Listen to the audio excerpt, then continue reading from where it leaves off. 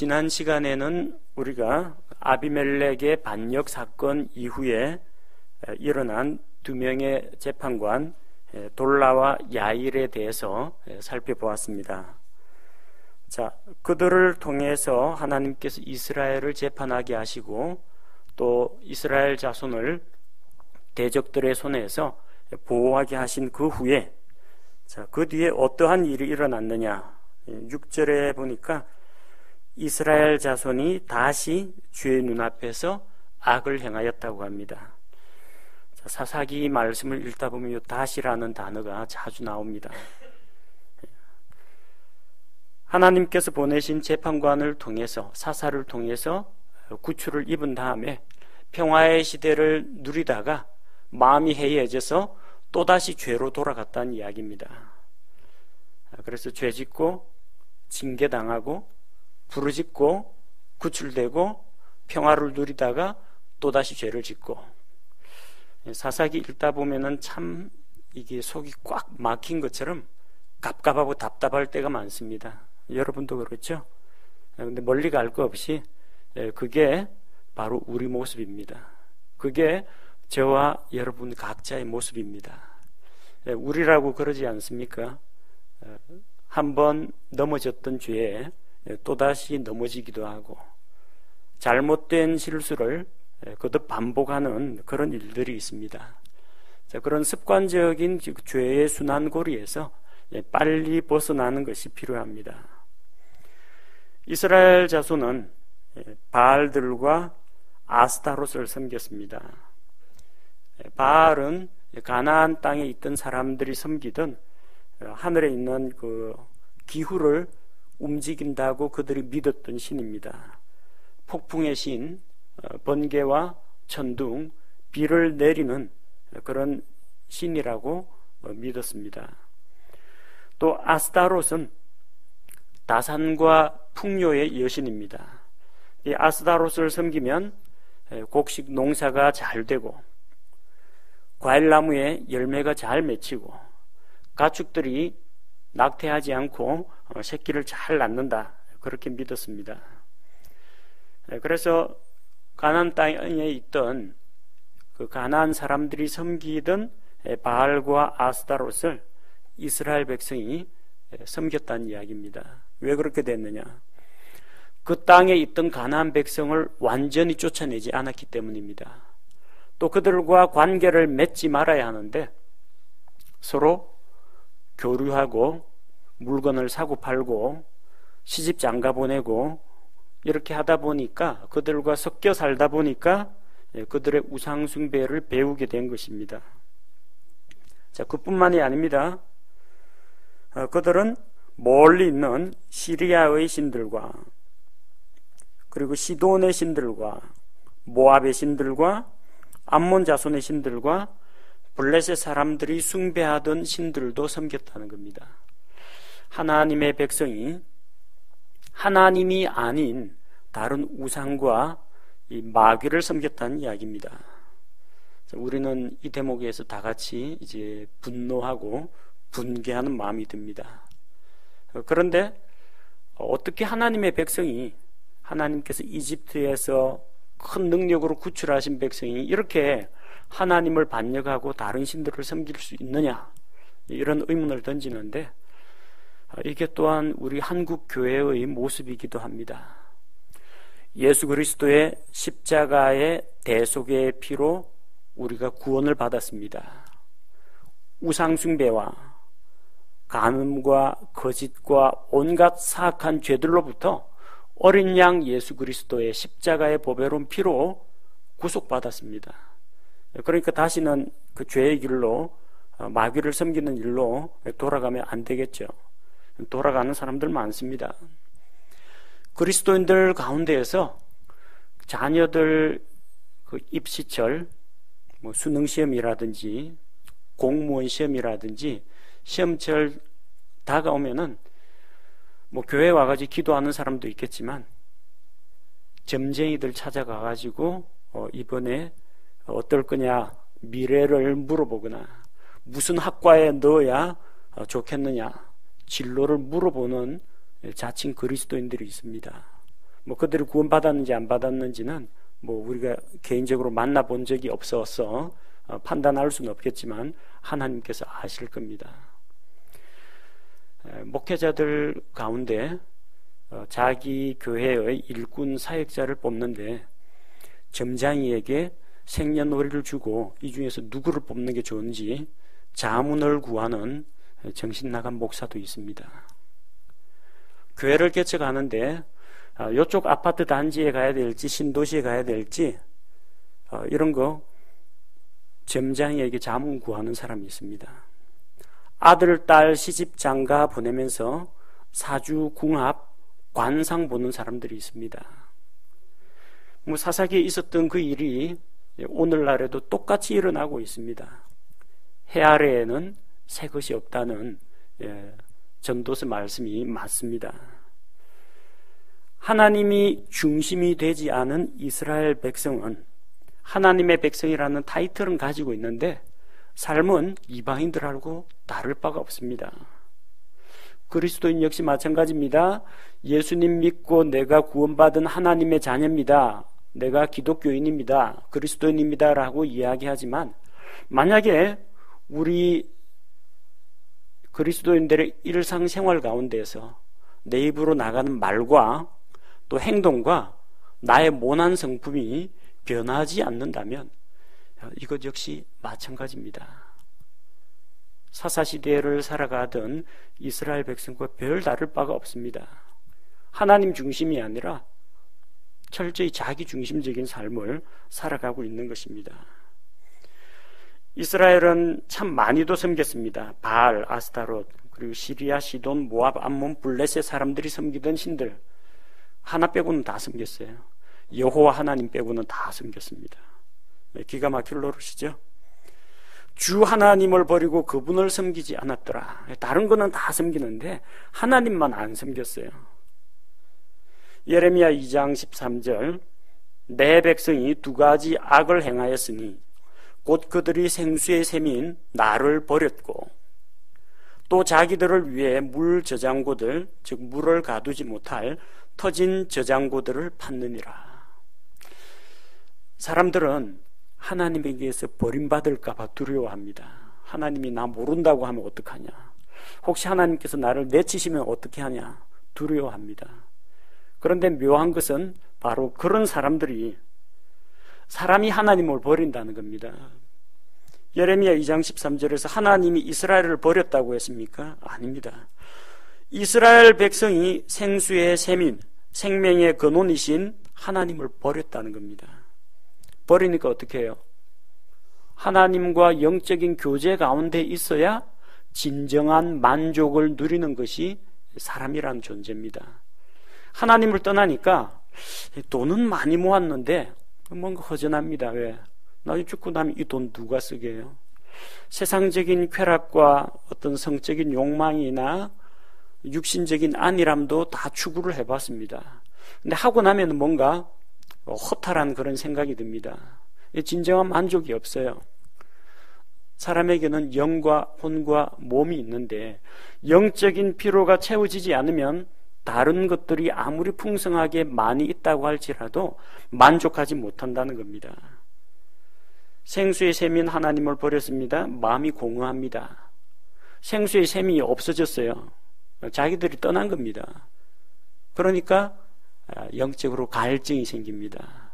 그 갈증을 메우기 위해서 나름대로 자기가 구덩이를 팝니다. 웅덩이를 팝니다. 그런데 자기들을 위해 물 저장고들을 팠는데 터진 웅덩이입니다. 물을 가두지 못할 터진 저장고라는 겁니다. 밑 빠진 독에 물 붓기예요.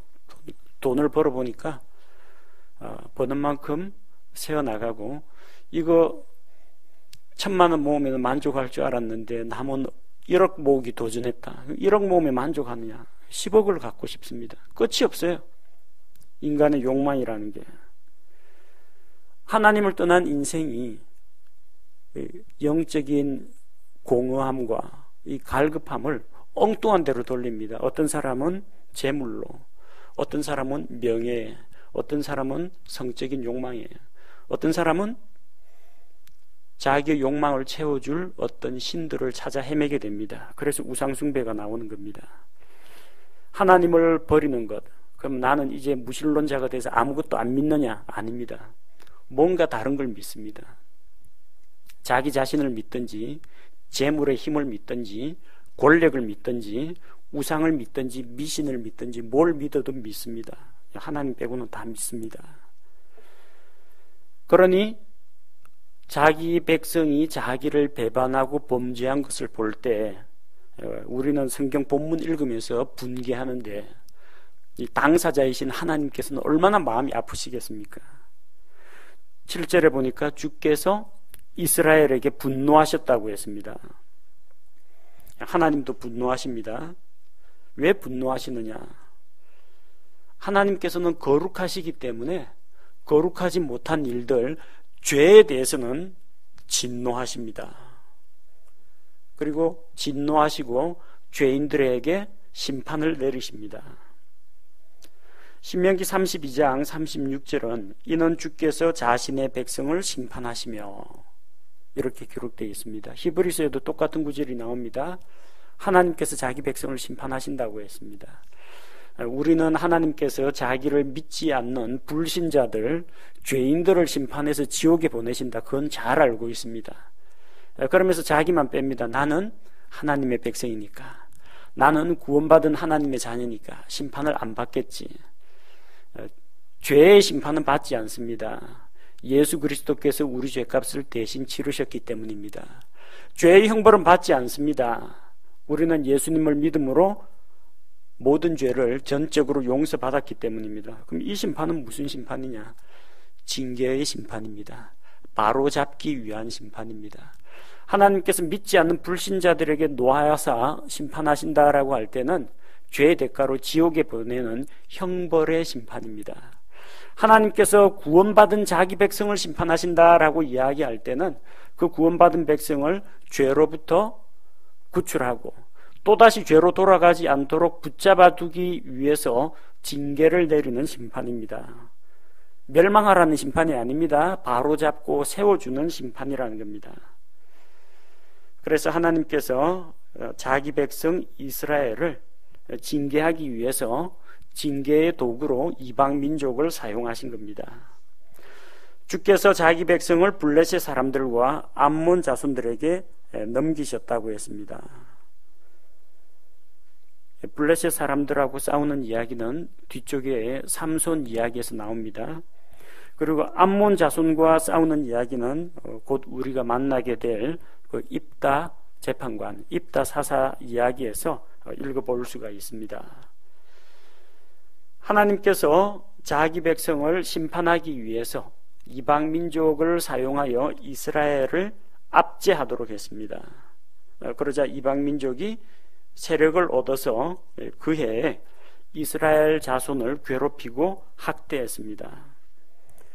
8절에 보니까 이번에 하나님께서 징계의 도구로 사용한 이방 민족은 암몬 자손들입니다.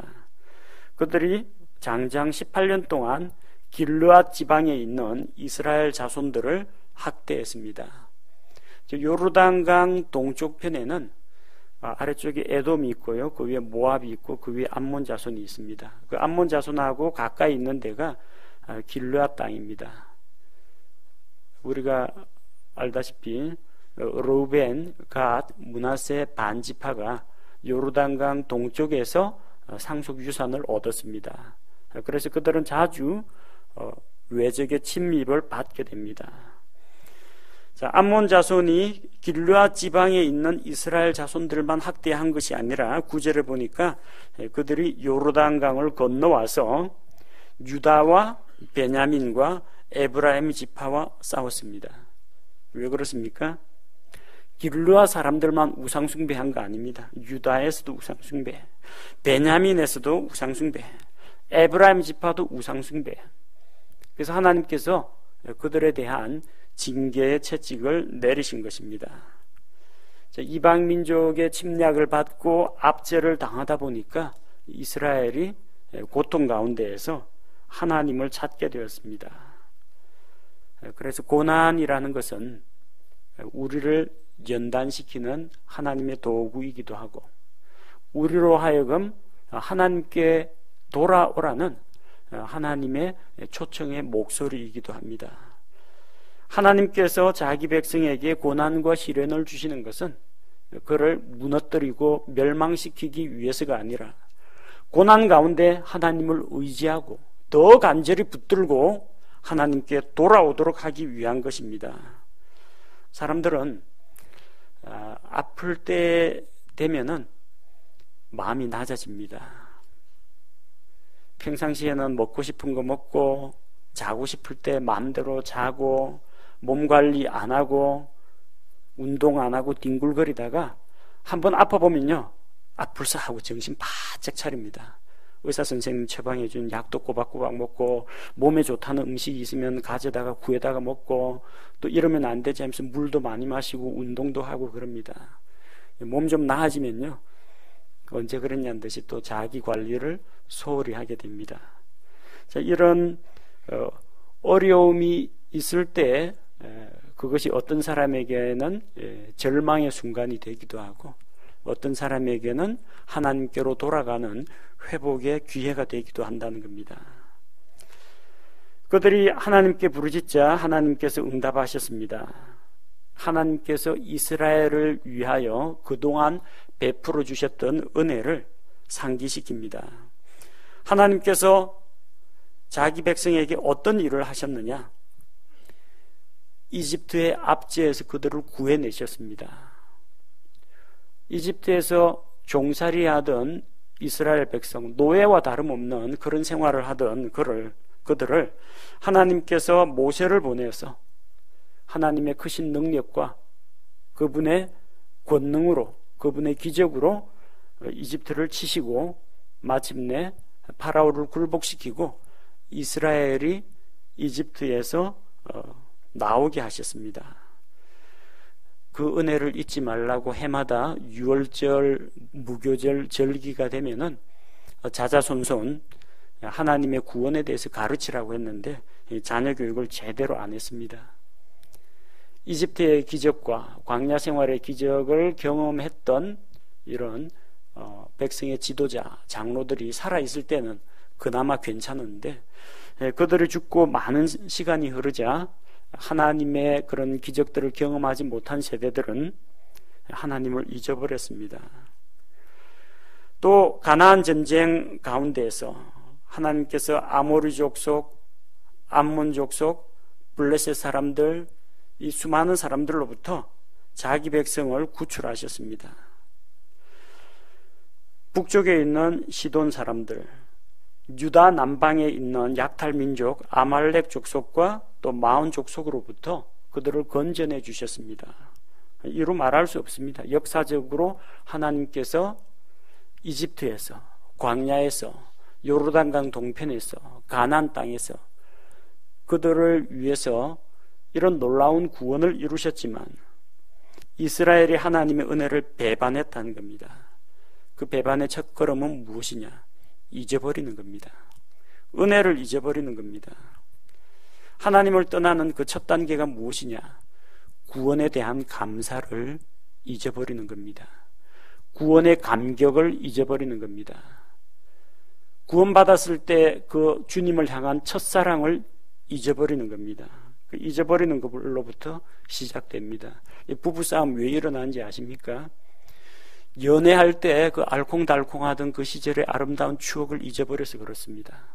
내가 이 남자를 얻기 위해서, 이 여자를 얻기 위해서 수많은 경쟁자들을 물리치고 얼마나 많은 시간과 돈과 노력을 투자했는지 그때 그 갈급하던 그 마음을 잊어버려서 부부간에 싸우고 이혼하는 겁니다. 잊어버리면 안 돼요.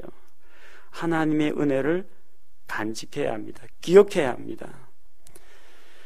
하나님의 은혜를 잊어버리니까 그로 인해서 나타나는 결과가 주를 버리고 다른 신들을 섬기는 그런 사악한 일들로 나타났습니다. 그래서 하나님께서 진노하사 이제는 내가 다시는 너희를 건져내지 않겠다, 그렇게 말씀하셨습니다. 왜 나를 찾느냐? 그동안 경배와 예배, 희생 헌물은 전부 우상에게 다 갖다 바치고 아쉽고 답답한 일 있을 때만 하나님을 찾느냐. 그리스도인들 가운데도 이런 사람들이 있습니다. 답답할 때만 되면 교회 나옵니다. 지금 사업 잘 풀리면 사업이 너무 잘 돼가지고 주일날 바이어들 만나고 비즈니스 하러 다닌다고 교회도 잘 안 나옵니다. 예배도 잘 안 드립니다. 바빠서 그렇습니다. 이해해 주십시오. 그럽니다. 그러다가 이제 사업이 좀 망하거나 아니면 망할 조짐이 보이거나 조금 어렵게 되면 그때 되면은 교회 옵니다. 왜? 자기를 만나줄 다른 사업가들이나 바이어들이 없거든요. 그러니까 주일 시간이 빕니다. 그래서 교회 옵니다. 목사님 기도해 주십시오. 기도 부탁합니다. 형제 자매들한테 기도해달라, 도와달라, 그렇게 이야기합니다. 아쉽고 답답할 때만 하나님을 찾습니다. 여러분, 그게 마치 무엇과 같으냐면요, 그게 하나님이 주님이 아니라 내가 주님이고 내 필요할 때마다 이 하나님을 종으로 부려먹는 그런 사람들입니다. 왜 우리 어릴 때 읽었던 동화에 보면 알라딘의 마술 램프라는 그 동화가 있죠. 그래서 보통 때는 그냥 먼지 구석에 처박아 둡니다. 그다음 필요할 때면 이제 램프를 문지르면은 램프 요정 지니가 나타나서 이제 주인님 부르셨습니까? 뭘 도와드릴까요? 그럽니다. 뭘 해달라 해가 부탁을 하고 그 기적을 일으켜서 뭔가를 해주면은 이제 다시 램프에 들어가라 하고 잊어버립니다. 램프 요정 지니를 날마다 불러내가지고 둘이서 이야기하면서 교제하거나 그러지 않습니다. 필요할 때만 불러내가지고 일 시키고 다 볼일 다 보면 이제 돌려보냅니다. 우리가 과연 하나님을 인격적인 친구 관계로 삼고 있는지, 혹은 우리는 종이요 하나님은 주님이시니 내가 그분을 주님으로 섬기고 있는지, 아니면 내가 아쉽고 답답할 때만 어디 하소연하고 하나님의 능력을 구할 때만 그분을 필요로 하는지 우리 자신을 돌아볼 필요가 있습니다. 사사기에 나오는 이스라엘 백성은 정말 얄밉도록 이런 일을 잘합니다. 평화의 시기에는 하나님을 잊어버리고 자기들 아쉽고 답답할 때만 하나님을 찾습니다. 하나님께서 그들의 그 심보를 아십니다. 너희가 환난을 당할 때 너희가 택한 신들에게 가서 구해달라고 부르짖어라. 평소에 너희가 바치는 희생물의 피와 기름을 받아먹던 너희가 그 앞에 바친 그 우상들에게 한번 부르짖어 보라는 겁니다. 희생물은 그쪽에다 다 드리고 기도 제목은 이쪽에만 드리고, 뭔가 불공평하지 않습니까? 경배는 우상에게 바치고 어려운 문제 해결은 하나님께 부탁하고 잘못되었다는 이야기입니다. 얼마나 하나님께서 갑갑하고 답답했으면 이제부터는 내가 다시는 너희를 건져내지 않겠다. 하나님께서 이런 말을 하실 정도로 대단히 진노하신 겁니다. 그러자 이 황송한 말씀을 듣고 이스라엘 자손이 이제 그제서야 주님께로 돌이킵니다. 돌이킨다는 것은 방향 전환을 이야기합니다. 그 앞에서 아이고 아이고 하면서 하나님 잘못했습니다 하고 눈물 흘리는 것이 회개가 아닙니다. 잘못된 길에서 돌이켜서 하나님께로 돌아오는 것이 회개입니다. 그래서 15절에 보니까 이스라엘 자손들은 자기들이 지은 죄에 대해서 주님의 징계를 달게 받겠다고 합니다. 그러나 매를 맞아도 하나님에게 맞을 테니 제발 자기들을 이 이방 민족의 압제에서 건져달라고 하나님께 부르짖습니다. 그러면서 먼저 실천으로, 행동으로 이제 보입니다. 자기들 가운데 있던 그 우상단지들, 이방신들을 다 제거했습니다. 그리고 주를 섬겼습니다. 여기 served the Lord라고 나오죠. 주를 섬겼다. 어떻게 섬겼느냐? serve라는 건 서비스를 말합니다. 예배를 말합니다. 주께 희생물을 드리고 하나님께 경배를 했다는 이야기입니다. 하나님도 참 오랜만에 희생 헌물 받아봅니다. 그동안 감사 헌물이니 속죄 헌물이니 전부 다 우상하게 다 갖다 바치더니 이제 정말 하나님 앞에서 돌이키고자 하는 그 마음을 하나님 앞에서 예배를 회복하는 것으로 나타내 보이는 겁니다. 자, 그들이 그렇게 회개하고 이제 돌아올 마음을 품으니까 16절에 주께서 이스라엘의 고통으로 인해 괴로워하셨습니다. 만약 그들이 돌이키는 마음이 없었으면 하나님이 뭐라고 생각하셨겠습니까? 회초리가 좀 약한가? 좀 더 강하게 때려야 이것들이 말을 듣나? 아마 그렇게 엄격하게 생각하셨을지도 모릅니다. 그러나 그들이 마음을 낮추고 우상을 제거하고 하나님께 예배를 드리니까 주께서 괴로워하셨습니다. 이스라엘의 고통 때문에 괴로워하셨습니다. 본문에 보니까 그분의 혼이 괴로워했다고 합니다. 그분의 혼이 이스라엘의 고통으로 인하여 괴로워하였더라. 자, 여기서 혼이라는 말은 우리 사람에게 있는 영, 혼, 몸, 이 혼하고는 좀 다릅니다. 하나님은 영이십니다. 그러니까 우리처럼 영, 혼, 몸으로 이루어진 삼중적 존재가 아닙니다. 하나님은 영이신 하나님, 요한복음 4장 24절에 하나님은 영이시니 예배하는 자가 영과 진리로 예배해야 한다고 했습니다. 자, 하나님은 영이신데 그럼 여기 혼은 뭘 말하느냐? 혼은 하나님의 그분의 중심, 그분의 인격을 이야기합니다. 하나님에게는 지정의가 있습니다. 지성이 있고 감정이 있고 의지가 있습니다. 하나님은 아시고 판단하시고 분별하시고 계획하시는 이런 지적인 활동을 합니다. 또 죄에 대해서는 진노를 하시고 회개에 대해서는 기뻐하시고 자기 백성의 고통에 대해서는 마음 아파하시고 이런 감정적인 역할, 감정적인 그런 영역도 가지고 계십니다. 또 그분의 뜻에 따라서 이를 추진하는 의지도 가지고 계십니다. 그래서 여기서 그분의 혼이 고통스러워하고 괴로워했다는 것은 하나님의 인격, 하나님의 그 중심이 괴로워하셨다는 이야기입니다. 하나님은 삼위일체 하나님이신데 우리 사람은 삼중적 존재입니다. 하나님께서 사람을 자기 형상대로 만드셨다라고 할 때 하나님의 선하신 성품을 본따서 만들었다 그렇게도 보는데, 사람하고 하나님하고 닮은 점이 뭐냐면 삼위일체를 본따서 만들어진 삼중적인 존재가 우리 사람이라는 겁니다. 우리는 그 영혼 몸이 다 있어야 완전한 사람이 됩니다. 이 영혼이 빠져나간 몸만 가지고 그 시체라고 그러지 사람이라고 하지는 않습니다. 그러나 하나님은 성부 하나님, 성령 하나님, 성자 하나님이 독립된 각각의 인격체인 동시에 그 셋이 하나로 한 하나님을 이룬다는 이야기입니다. 그래서 유사한 점이 있죠.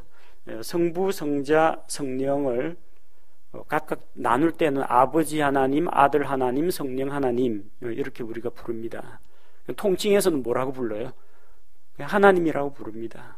하나님. 대표가 이제 하나님입니다. 일반적으로 그냥 하나님 하면은 전체를 아우르거나 아니면 성부 하나님을 이야기합니다. 중심이 하나님이시기 때문에.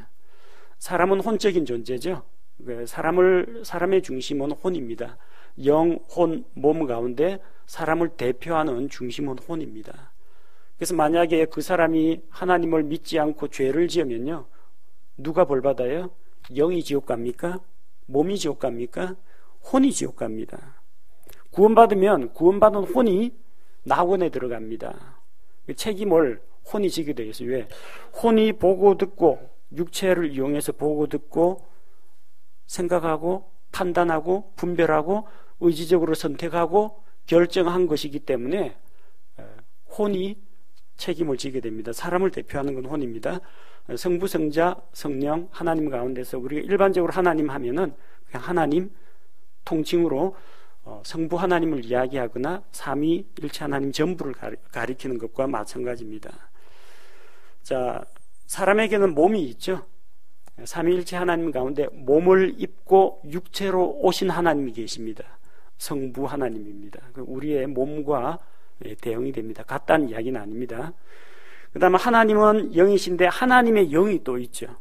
성령 하나님, 우리에게도 영이 있죠. 성령 하나님, 우리의 영, 성령이 우리 영으로 더불어 우리가 하나님의 자녀된 것을 증거한다고 했습니다. 그래서 성부, 성자, 성령 하나님의 이 삼위일체 하나님은 사람의 영과 혼과 몸에 대해 이 삼중적인 존재에 대해서 대응하는 관계에 있습니다. 물론 다릅니다. 삼위일체라는 것과 삼중적 존재라는 것은 차이가 있지만 그 하나님의 삼위일체 하나님의 형상의 일부를 본따서 만든 것이 영혼 몸으로 이루어진 사람이라는 겁니다.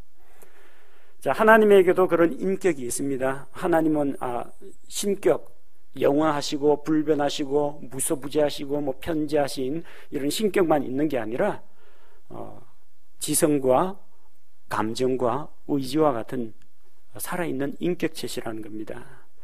그래서 하나님도 고통을 느낍니다. 마음 아파하십니다.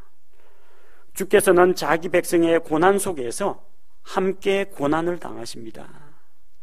이사야 63장 9절에 보니까 그들의 모든 고난 속에서 친히 고난 당하시고 자기 앞에 있는 천사로 하여금 그들을 구원하게 하시며 친히 사랑하고 동정하사 그들을 구속하시고 옛적의 모든 날에 그들을 품으시며 이끄셨느니라. 이사야 63장 이 말씀은 사사기하고는 제법 많은 시간대가 연대가 떨어져 있습니다. 하지만 여기서 말씀하신 이 내용은 그들을 고난 속에서 친히 고난 당하시고 천사를 보내서 그들을 구원하게 하시며 사랑과 동정으로 그들을 구속하시고 품으시고 인도하셨다. 이집트에 있던 이스라엘을 구출하셨을 때에도 이게 적용이 되고 광야 생활에서도 적용이 되고 이 사사시대에도 하나님의 이러한 모습들이 그대로 적용이 됩니다. 옛적의 모든 날, 그 날들 가운데는 사사시대의 일도 포함이 되어 있습니다. 하나님께서 어떻게 하셨다고요? 자기 백성의 고난 속에서 친히 고난당하시고 하나님이 자기 백성을 고난 가운데 버려두시고 꼴 좋다, 내 말 안 듣더니 이렇게 비웃고 조롱하시는 게 아닙니다. 친히 마음 아파하십니다. 예수님도 그러지 않습니까? 교회의 머리는 예수님이십니다. 머리 대신 예수님, 예수 그리스도의 몸은 교회입니다. 교회가 핍박을 받고 교회를 구성하는 성도가 아프거나 연약하게 되면 누가 제일 아파할까요? 머리이신 주님께서 아파하십니다. 주께서 우리의 고난 가운데 함께 하십니다. 사울이 교회를 핍박했을 때 예수님께서 다마스쿠스로 가는 길에 있던 사울을 불렀습니다. 사울아, 사울아, 어찌하여 내가 나를 핍박하느냐? 예수님 하늘에 가 계시고 사울은 남아있는 교회 성도들을 핍박했지 예수님한테는 돌 한 번 던져본 적 없습니다. 지금 제가 언제 핍박했습니까? 저는 교회만 핍박했는데 그게 바로 내 몸이다. 머리는 몸이 당하는 고난에 함께 동참합니다. 성도들의 고난 가운데 우리 주님께서 친히 함께 고난 당하신다는 것, 우리가 이것을 기억할 때 위로가 됩니다. 자, 이제 이스라엘 백성은 암몬 자손과 대치 상태에 들어갔습니다. 암몬 자손은 길르앗에 진을 치고 이스라엘은 미스바에 모였습니다. 길르앗은 요르단강 저 동편에 있습니다. 근데 미스바라는 지명은 두 군데입니다. 그래서 이거 잘 가려서 읽으셔야 됩니다. 사무엘상 7장 6절에 보면은 사무엘 대언자가 그는 최종 사사인 동시에 대언자 역할도 하고 하나님의 제사장 역할도 했습니다. 이 사무엘이 이스라엘 백성을 불러 모아가 소집해서 민족적인 회개를 벌인 곳이 이 미스바입니다. 그래서 우리나라에도 종종 뭐 미스바 구국성회, 미스바 회개기도 운동 이런 것들이 일어나곤 합니다. 그 미스바는 요르단강 서쪽에 있습니다. 가나안 땅에 있습니다. 요르단강 서쪽에 있고 하나는 요르단강 동편 길르앗에 있고 진을 쳤는데 너무 멀잖아요. 그러니까 이게 뭔가 어색하죠. 근데 미스바란 지명이 한 군데 더 있습니다. 창세기 31장 49절에 보면 야곱이 라반 밑에서 20년간 종살이 하다가 도망쳐 나옵니다. 두 명의 아내를 얻기 위해서 14년, 재산을 얻기 위해서 6년 하다가 가만히 보니까 자꾸 그 급여 조건을 바꾸고 이래가지고 이러다간 진짜 사기당해가지고 홀랑 다 빼앗기겠다 싶어가지고 자기 부인들을 불러내가지고 도저히 그대의 아버지와 또 그 형제들 눈빛을 보니까 옛날 같지 않은데 우리 내가 있던 가나안 땅으로 도망칩시다 해가지고 야곱 일가족이 알리지 않고 도망쳤는데 라반이 사흘 뒤에 그것을 전해 듣고 추격합니다.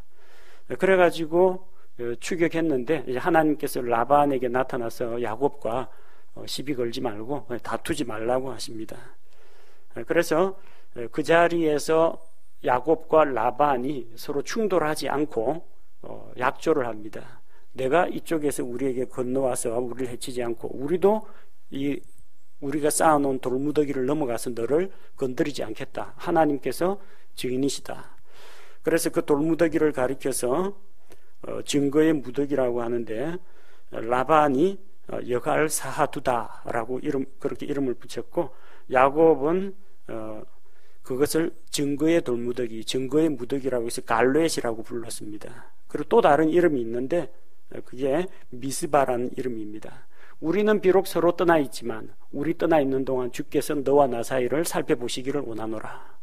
아주 아름다운 표현이죠. 그 이름이 미스바입니다. 그 미스바는 그 북쪽 바단 아람에서부터 쭉 아래쪽으로 요르단강 동편으로 내려오는 길에 있습니다. 그래서 길르앗하고 미스바 서로 대치되는데 둘 다 요르단강 동쪽에 있는 지명입니다. 자, 이제 암몬 자손하고 대치를 했는데 길르앗 백성과 통치자들은 전쟁에 나갈 지도자를 구합니다. 군사의 숫자가 아무리 많아도 앞에 나아가서 싸우며 지휘하는 명령계통이 서지 않으면 그냥 오합지졸입니다. 용맹한 장수가 앞장서서 나서야 됩니다. 그래서 길르앗 백성과 통치자들은 누구든지 암몬 자손들 앞에 나아가서 싸우면 그를 길르앗 모든 거주민의 우두머리로 삼겠다고 합니다. 암몬 자손과 대치하고 있는 이스라엘을 위해서 하나님께서 지도자를 세우십니다. 그게 우리가 다음 시간에 살펴볼 입다라는 재판관입니다. 오늘 우리가 읽은 요 사사기 10장 후반부 말씀을 통해서 우리가 몇 가지를 되새겨보고자 합니다. 첫 번째는 하나님께서 자기 백성을 심판하신다는 겁니다. 우리는 예수 그리스도의 피로 모든 죄를 용서받고 지옥 형벌로부터는 면제받았습니다. 그러나 하나님의 백성이 되고 하나님의 자녀가 되었다고 해서 우리가 죄 짓는 것을 하나님께서 눈 감아주지는 않습니다. 하나님이 거룩하시기 때문입니다. 거룩하신 하나님께서는 자기 백성, 자기 자녀를 바로잡기 위해서 반드시 공의로 판단하고 징계를 내리신다는 겁니다. 제일 좋은 거는 죄 안 짓는 겁니다. 근데 만약에 죄를 지었으면 빨리 돌이키는 겁니다. 매 맞기 전에 돌이키는 겁니다. 그리고 조금 늦었더라도 매를 맞게 되거든 한 대라도 덜 맞으려면 빨리 항복하고 돌아오는 게 낫다는 겁니다.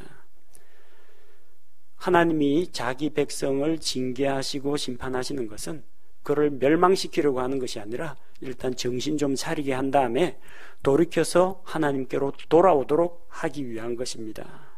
그래서 고난이 닥칠 때, 징계가 임할 때 우리가 그 하나님의 징계를 멸시하지 말고 달게 받아들이고 참고 견디고 그럴 때 선한 열매를 맺을 수가 있습니다.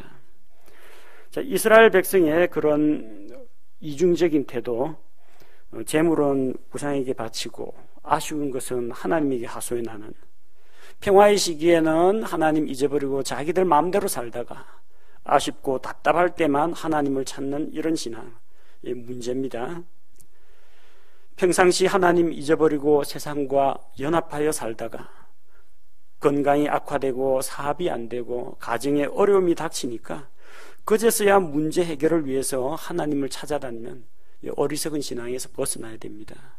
항상 하나님과 긴밀한 교제 가운데 있어야 합니다. 많은 사람들이 마치 우상을 섬기는 것처럼 하나님 앞에 나오긴 하는데 하나님의 능력만 봅니다. 하나님 나를 위해서 능력을 베풀어 주옵소서. 능력 베풀어 주면 끝입니다. 근데 진짜 중요한 건 하나님의 능력이 아니라 뭡니까? 하나님과의 살아있는 인격적인 교제요. 하나님과 동행하는 삶이 더 중요하다는 겁니다. 우리가 하나님과 동행하고 하나님하고 관계가 좋으면 대부분 문제는 해결됩니다. 자기 가정의 문제, 부부 사이 문제, 하나님하고 관계 좋으면요, 부부 문제 거의 대부분 해결됩니다. 자녀 부모가 문제 거의 해결됩니다. 내가 하나님하고 좋은 관계에 있다, 교회 성도들하고 사이 관계도 잘 해결됩니다. 직장에 누구하고 트러블이 있다, 둘 중에 하나입니다. 하나님이 그 사람을 변화시켜 주시거나 환경을 변화시켜 주시거나 안 되면 나한테 좀 참을성을 좀 더 키워 주시거나 어쨌든 나를 변화시켜 주십니다. 하나님의 능력만 탐하지 마십시오. 하나님과의 동행하는 삶을 주께서는 더 기뻐하십니다. 우리 하나님은 거룩하시고 엄격하신 하나님인 동시에 또 사랑과 긍휼이 풍성하신 분입니다. 이 긍휼이라는 단어가 뭘 말하느냐 하면 하나님의 마음 깊은 곳에서 우러나오는 진한 슬픔을 이야기합니다. 안타까움입니다. 이 긍휼이라는 단어는 하나님의 마음속 깊은 곳에 있는 안타까움과 탄식과 눈물을 이야기합니다. 정말 순수한 마음으로 자기 자녀를 걱정하는 그런 아버지의 마음입니다. 주께서 자기 백성을 죄에서 돌이키게 하려고 암몬 자손 블레셋 사람들을 통해서 그들을 치셨지만 하나님 기분 좋은 게 아닙니다. 여러분 자녀를 바로잡기 위해서 회초리 때리면 야신난다고 때립니까? 그러면은 그런 사람은 좀 이상한 사람입니다. 때리면서도 눈물이 납니다. 왜? 일단 자식이 아파하니까 그게 마음 아프고, 또 하나 이 매를 맞고도 얘가 정신을 못 차리면 어떡하나 그게 걱정이 돼가지고 마음이 아픕니다. 하나님께서는 징계를 내리시는 한편 그들을 긍휼히 여기는 마음을 가지십니다. 자기 백성이 당하는 고통으로 인해서 주께서 친히 함께 고통당하시고 그 일로 인해서 괴로워하신 것을 생각할 때 과연 우리가 사랑한다고 고백하는 그 하나님의 마음을 아프게 해서는 되겠는가? 우리가 그 하나님을 노여워하게 해서는 되겠는가? 우리 안에 들어와 계신 성령께서 슬피 탄식하도록 해서는 되겠는가? 하나님의 자녀된 자로서 우리가 돌아봐야 합니다. 사사시대의 사람들처럼 그렇게 이중적이고 위선적인 태도로 살 것이 아니라 하나님 앞에서 순수하고 온전한 마음으로 나아가는 그런 믿음의 사람이 되어야겠습니다.